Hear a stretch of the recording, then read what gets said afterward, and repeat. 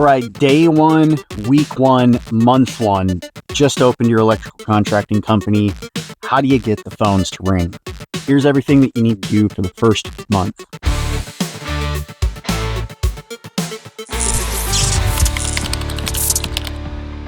All right, so those of you following the journey, recording everything that I'm doing, starting out a fresh company, trying to get the phones to ring, get new customers on board, figure out the whole, should I be doing service thing? Should I be doing construction? Do I want to do both? I'm documenting the mistakes that I'm making, the things that I'm doing, just in hopes that it'll give some of y'all either ability to put some input in and help me, hit me over the head with some good ideas that you guys have had or things that you've done, but also just share what I'm doing in case any of you are kind of in that, startup mode yourself. So to get the phones to ring, the first thing that I have noticed is you have to pay to play. What this means is to get your phones to ring, you need to rank high enough next to your competition that you're even seen in the first place. Now, it has been a decade pretty much since I was doing this. My first company, Livewire, we didn't have as much competition. 10 years later, there's a lot of competition. There's tons of companies with tons of reviews. And so it's a much more saturated market that I'm in right now. So I'm going to have to be a little bit more creative. That's something I wasn't expecting. So within the first couple of days, the first thing that I did was I figured out I need to put a couple $100 here, a couple $100 there into different lead feed services. And the reason that you want to use lead feed services right off the bat is because you need reviews. You're not going to show up and get SEO rankings, no matter how good your website is and how much you try to make all the keywords match search terms that people in your area are searching. It doesn't really matter if you have 0 reviews. So the best thing to do if you're just starting out is get your business on Google. So Google My Business, but it's getting yourself put on the map as a map destination. Even though you're not going to have customers come into your shop, you need to be able to rank in map because your competition is going to rank in map. So getting yourself set up with all of your hours, your location, the kind of services that you do, put a whole bunch of pictures of yourself working, the kind of stuff that you do. You're going to be changing this out constantly. So the whole point is over the next few months, you want to start getting a lot of pictures of yourself working on the kind of jobs that you do, the work that you do, so that you can establish a visual portfolio so people can see who you are. And truly, you want it to be clean and crispy and nice because you're going to have people calling up and like strolling through your pictures. And if all of your pictures are just like a close up of your like dirty hands touching a screwdriver or something like that, nobody's going to want to hire you, right? But if you show like you clean dressed, smile, or you're like working in something and you just look really good and the work that you're doing is really clean, it's going to help you a lot. Now, the problem that I have is I don't want to use photos, video clips, stuff like that from work that I've done for other companies because it's their work. I was just there working on it. It might be hard to get pictures at first, and you just need to kind of get jobs and do this as you go and log what you're doing. So I would recommend just getting in the habit of when you go to do a job, right before you start, do a before picture, and then maybe set the camera up at a weird angle so like it's capturing you working on a thing. Do some after pictures, just kind of start getting in the habit of documenting what you're doing. And this is going to be a good thing anyways, because for every job that you do, there's probably going to be a time where a customer calls back and they're like, hey, do you remember what the light fixture was that we installed, blah, blah, blah, blah, blah. And if you're documenting every single job that you do and taking pictures along the way, you're going to have a sort of backlog of visual documentation for everything that you're doing, but it's also going to give you the ability to build portfolios and show future customers some of the stuff that you've done. So just get into the habit of doing that. You need to have a website. If you haven't built a website, go to Squarespace or WordPress. I use WordPress just because WordPress has a lot of like plugins and things that I can add functionality and get a little bit crazier and more detailed, but I've also built a lot of websites in my day. So if you're looking for something really simple, Wix is another really good one. Wix has like AI in with it, but I think most of these companies do. Like Squarespace, I think even has an AI now, but you need to get a domain. So www.scottytheelectrician.com or whatever your thing is. And you need to host the website. So it's going to cost you a few bucks a month to basically host the site. And then Squarespace, it's one of the easier options. The reason I keep saying Squarespace is it's really good for people that have zero idea what to do with a website. but it's not something you have to go pay somebody $10,000 to make a website for you. You can take a couple $100 and get all of this stuff done. And then you can move elements around and add pictures and change the fonts and all that kind of stuff, add pages, take pages away.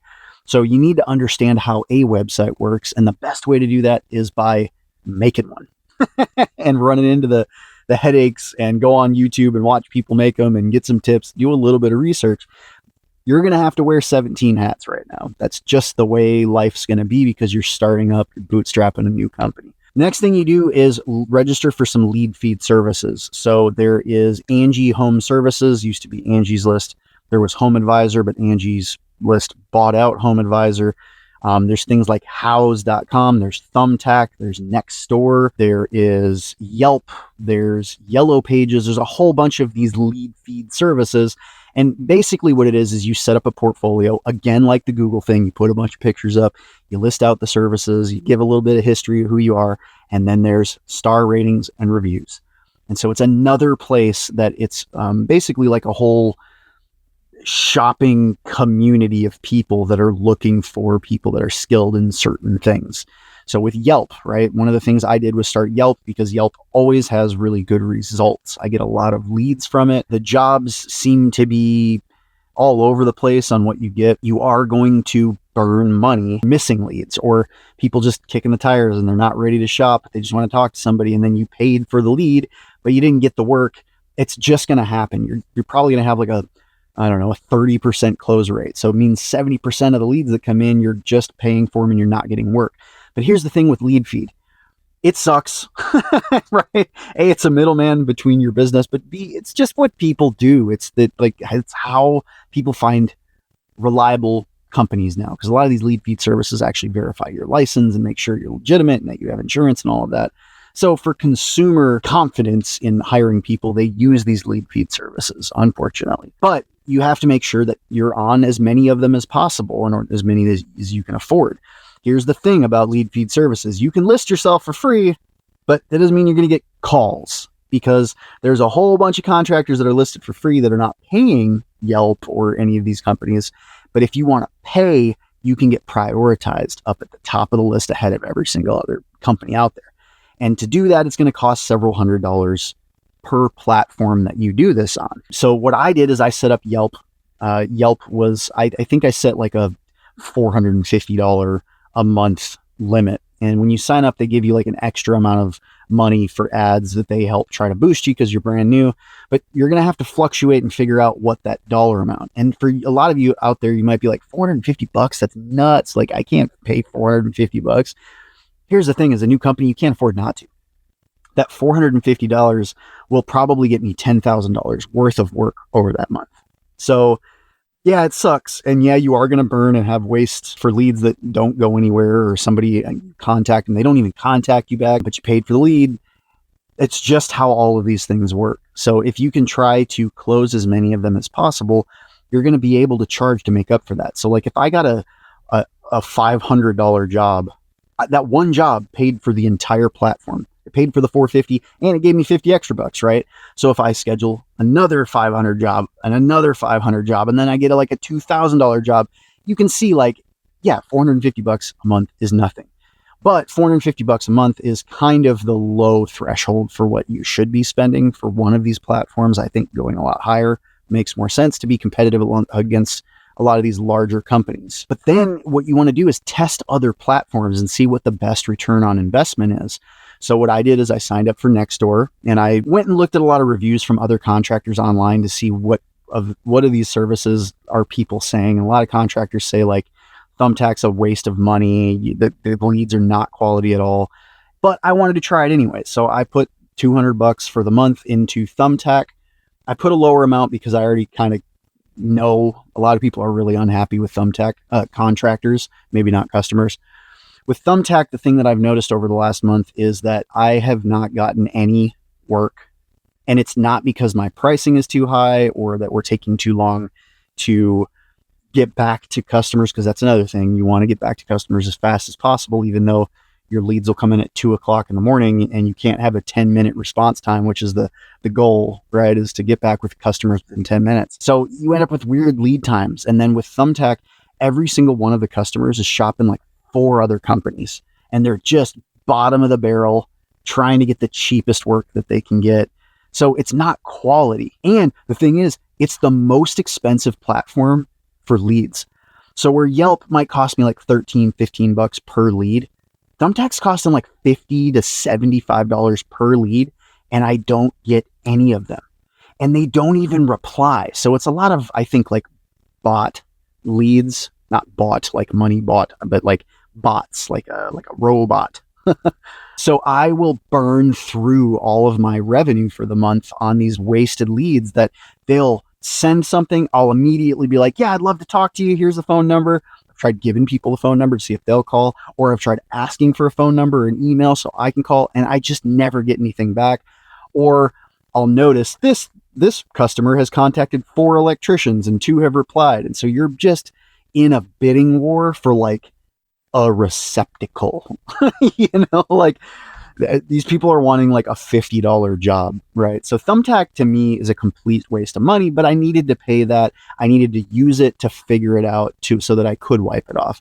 So now next month, I'm going to take that same $200 and I'm going to apply it to something else. So starting the second month, I changed the strategy a little bit, still using Yelp because I have some free money for the first 90 days. So I'm not going to adjust the amount of work that I'm trying to like turn on from Yelp. I'm going to keep testing other things. So I started Nextdoor. Nextdoor is an app that like you can have for your entire community, and you can talk to all your neighbors, and kind of a wide community, all of your like the neighborhoods around you, but people can leave there's like a social feed, right? So that people can like leave a post and say, hey, does anybody know a good electrician? Does anybody know a good plumber? Hey, I found a dog. It's that kind of a customer facing neighborhood thing, but there's also a business side where you can feed ads into the platform and promote your own business. And so I'm trying that. I'm doing another $200 thing, which again, $200 is actually very low. You're not going to see a lot of good results for $200, but Thumbtack bothered me so much that I wasted so much money that I just want to kind of test the waters with Nextdoor just to see what it's all about. There's other ones like Yellow Pages. So next month I'm going to start doing Yellow Pages as well and see what works. There's also Google local service ads. So you can pay for local Google listings to pop up. So when somebody searches something, your Google listing will pop up as one of the top ones that people will see. So I'm probably going to throw like $500 in that, just see how that works. And what I'm really looking for is the volume of calls. You also like the leads, and what you're asking for is going to be a lot different. In Yelp, people don't want to talk to people anymore. In general, in this world, we're so accustomed to just DMing people and texting people that no one actually really wants to sit and talk. So I would say 90% of the leads that I get from Yelp are messages, and people just want to message back. And a lot of them don't even want to give their phone number. They don't want a call. They just want you to show up. And some of them don't even want to be home. They don't want to let you in their house. They want you to stand out in their driveway and tell them what these recessed cans in their house are going to cost. It's just a weirder world that we live in with a lot less trust. And this isn't that common. Like, this is a few people. Most people are pretty cool. But I noticed that with Yelp, a lot of the type of work that you're getting, Yelp funnels the options that a customer is allowed to select for the problems or what they want in their house to like these very limited few things. So the leads that you get are funneled down into like kind of very specific categories, which does suck because there's a lot of work out there that doesn't fit into those categories, and people probably aren't clicking things because they don't see their thing in Yelp. Some suggestions for Yelp specifically. I know I just keep talking about Yelp, but Yelp's been the most fruitful and honestly the best platform that we've used so far. But the reviews with Yelp, you can't just have prior customers come in and leave you reviews, because Yelp will flag them as like not recommended reviews, and it won't even show them in your number of reviews. You need to have reviews linked to an actual lead that came in. So if you get a lead that comes in, you do the work, that person leaves a review, boom, that's what Yelp wants to see. So that kind of sucks. The more star ratings that you get and the more reviews you get, the more people start clicking on your stuff. So at first I didn't have any. We weren't getting any leads in. First week was really dry. I think we pulled in like $500 worth of work. It was nothing. The next week, I think it was about $1,200 worth of work that we pulled in, and I got one review on Yelp, and then boom, it seemed to open the floodgates because I had one 5-star review. And then after that, I had another like second 5-star review, And it just seems to kind of start ramping up. And I noticed the same thing with Google. We get more calls and emails from people just on Google now because we have like a certain number of 5-star reviews. And I think the goal the first month is to try to get like 10 reviews on a platform. And it can be kind of hard. Like one of the customers we got is a property management company. So the property manager is like a singular customer, but we go out to all these different properties. So I can't ask every one of the customers for a review because they're not the customer, right? It's the property management company. So I'm missing out on a lot of leads because there's a certain game that I have to play with some of the customers that we're dealing with. But so far, I will say the phone's been ringing. We've been getting lots of calls for leads. We've been getting our schedule filled up. I've got probably 2-3 jobs every single day. So it's kept me really busy. I could pay more and turn it up a little bit. So it's kind of like a dam. You can let some water go if you want more work, but you got to pay more. So that's kind of the first month in a nutshell. I have been able to be very busy. First week was slow, but it is always going to be very slow your first week. So if you're out there and you're in your first week and you're not getting any calls, don't worry. First week is always slow, but I do recommend that you go pay for Yelp. 10, 15 bucks a day is really low. So you're probably not going to see very much work. If you can do like 20, 25, 30 bucks a day, you're going to see a lot more leads, but it's really about trying to make sure that you get some reviews and make sure that they're 5-star and fill your portfolio out so that you've got tons of really great pictures, and Yelp will be a really good source of calls. Now, the complaint that I have is that the calls kind of seem to suck for all of these companies. I haven't gotten any big project work, a bunch of, come in and like install 12 new cans in a kitchen, hang this and do this. And we're not, like we're putting an addition on, or there's like a shed, we need a trench and get power to. I'm not getting any of those kinds of leads. And I think those are probably going to come from Google because, again, Yelp is a very filtered subsection of categories of work. And it seems to stick hardcore within that. So lots of my kitchen receptacles aren't working and I can't figure it out. And then you go and you reset a GFI and send them a bill. There's tons of that. But you're just getting little things like this. GFI's out in the garage. Can't figure out why I don't have any power in my garage. You go change out a GFCI. It's like little tiny nitpicky things like that. And that's not the kind of work I want to be doing because I have a certain revenue number that I want to hit every day. And I need to make sure that each call that I'm getting has a potential for hitting that revenue number. So it's right now we're getting a lot of work that's not in that number.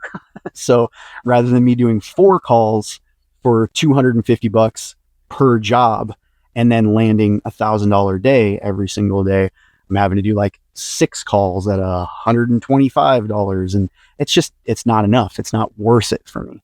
But that's what you have to do. You have to start out playing this game and figuring out, okay, this is costing me a bunch of money. I'm not getting the leads that I like. Let me do some things over here. And I haven't even opened up the commercial side yet. So I started talking to Dodge and Service Channel and all these other sort of commercial lead feed apps or bidding networks that you can get into in the commercial side. But I just wanted to stick with residential for a couple months and figure out the game and figure out what kind of customers do I want? What's the exact jobs that I actually want? Do I want to just be full service and do everything?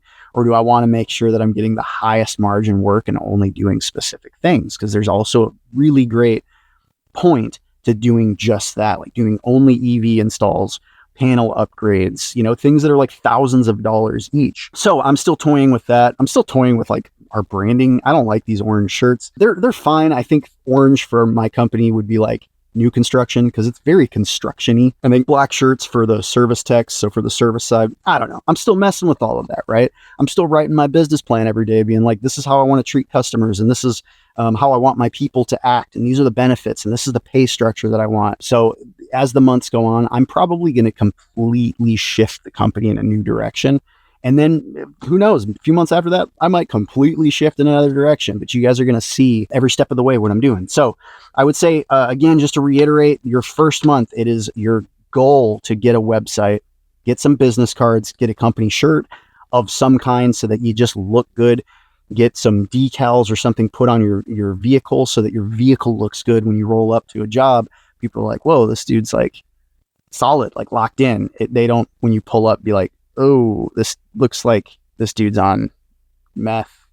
He's the plug. He's like doing stuff, selling some stuff out of the back of the van. The perception from your customers is really important. Now, That doesn't mean go buy a $60,000 work truck as your first expense and then go into debt. It just means that you need to appear. Everything right now is about appearances. Everything is online. Everything's appearance first. How do you make people feel? How do you come across?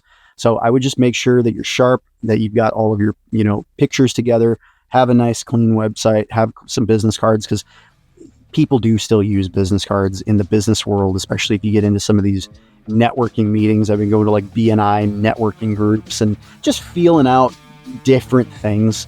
But then, join some lead feed services and be prepared to spend $500 to $1,000 for your first month. But it's also going to start bringing in work. So that's all I got for you. Till I do the next one, stay tuned. Love you, crazy people. And I'll see you in the next one.